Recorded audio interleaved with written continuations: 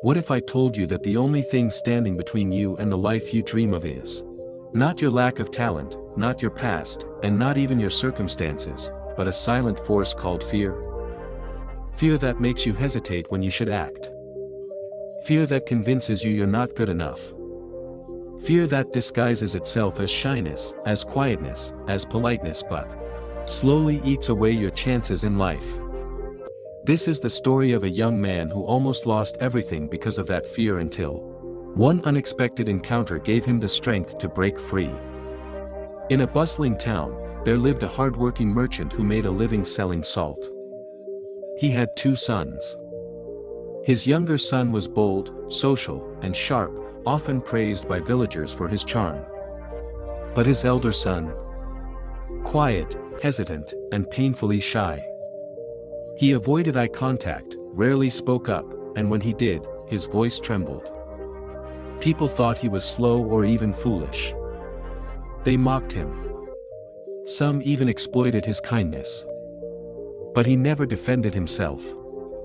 His father, growing impatient over the years, couldn't understand this behavior. He often scolded the boy, thinking harsh words would toughen him. But instead, it crushed his confidence. The son began to believe what everyone said, that he was useless. At school, he struggled during exams not because he didn't study, but because fear clouded his mind. He couldn't recall answers, his hands shook, and his mind blanked. The anxiety followed him into adulthood. When his father asked him to manage the salt shop one day, he agreed reluctantly, hoping to prove his worth. But fear followed him there too. He double-checked everything, second-guessed every decision, and avoided talking to customers. One day, 2 cunning men entered the shop and told him confidently, "Your father sent us to take all the salt sacks to the city." The young man hesitated. Something felt off, but fear paralyzed him. He nodded. They left with everything. When his father returned and found the shop empty, rage consumed him. "You fool! You let them steal everything. I've lost my business because of you. Get out and never come back." Those words, like daggers, tore through the young man's heart. He wandered aimlessly through the village, humiliated by whispers and laughter. Eventually, he reached the riverbank. Alone. Hopeless. Ashamed. Tears streamed down his face as he looked at the water and whispered, "Maybe they're right. Maybe I really am worthless." He took one step closer to the edge. But at that very moment, a stranger young, calm, and dressed like a monk grabbed his arm and pulled him back. "Why are you doing this?" the man asked gently. Through sobs, the young man replied, "Because I'm tired. I can't do anything right. My father hates me. Everyone thinks I'm a fool. What's the point of living like this?" The monk didn't judge him. Instead, he said, "If you truly believe there's nothing left, then let me take you somewhere. Meet someone who changed my life." Hesitant, but desperate, the young man followed him to a quiet ashram deep in the forest. Under a large banyan tree sat a serene, elderly sage. His presence was powerful, yet calming. The young man fell to his knees. "If you can't help me, I won't see another sunrise," he cried. The sage listened quietly as he poured out years of pain. Then the sage said, "I won't give you advice. I'll give you 3 days. Do as I say, and if you still feel the same, I'll let you go." The next morning, the sage gave him his first task: speak to 10 strangers. Ask them about their lives. Just listen. The idea terrified him, but he obeyed. Some ignored him. Some snapped. But others spoke. And for the first time, he saw that everyone carried pain. Everyone had fears.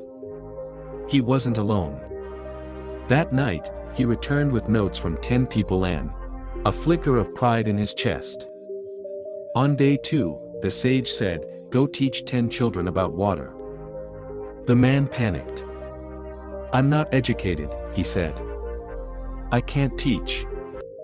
The sage smiled, "They don't know that. Just share what you know." So he did. His hands trembled as he stood before the kids. But he spoke. He explained 5 things about water. Nothing fancy. Just what he remembered. And when he finished, they clapped. The next time, he spoke with more confidence. Something inside him shifted. He was learning to breathe through fear. On the 3rd day, the sage gave him the hardest task: go back to your father. Apologize. Not for failing but for giving up on yourself. The young man shook. "He'll never forgive me," he said. The sage replied, "That's not your job. Your job is to face the fear." So he went. He knocked on the door of the home he was cast out of. His father opened it, ready to slam it shut. But before he could, the young man bowed and said, "I was scared. I let you down. I know I can't undo the past, but give me one chance to prove myself." Something about the way he spoke, his voice steady, his eyes honest, softened the merchant. He saw not a boy, but a man. "Come in," he said.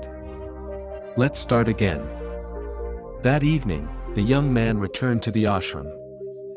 "I did it," he said. "So what's the secret you promised me?" The sage smiled, "You already found it. The problem was never your shyness, it was your fear. Confidence is not born, it's built. It grows when we challenge fear, not avoid it. And that's the truth. Shyness is not weakness.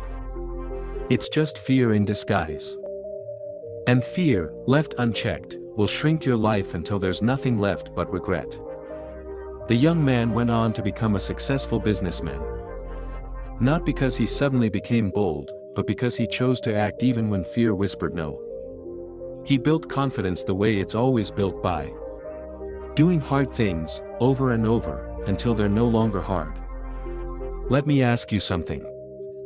How many moments have you missed because you were scared to speak up? How many times have you let opportunities pass because your hands were shaking and your voice was stuck in your throat? What if I told you that in just 3 days, you could begin changing that? No, it's not magic. It's not a miracle. It's a mindset shift. Day 1, talk to people. Practice being uncomfortable. Let your voice be heard. Day 2, share something. Teach, help, guide. Prove to yourself that what you know matters. Day 3, face something you've been avoiding. An apology. A decision. A conversation. Whatever scares you most, run toward it, not away. Because fear isn't your enemy. It's your compass. The thing you fear doing the most is often the thing that will change your life. Confidence doesn't come before action, it comes from action. And the world? It sees you the way you see yourself. If you carry yourself like someone who matters, people will treat you that way. If you wait until you feel ready, you'll wait forever. The truth is, no one feels ready. We just choose to act anyway. So next time someone asks, "How did you become so confident?" don't tell them a secret. Take them back to your riverbank moment, the moment you stopped letting fear decide your worth. That's where the real transformation begins.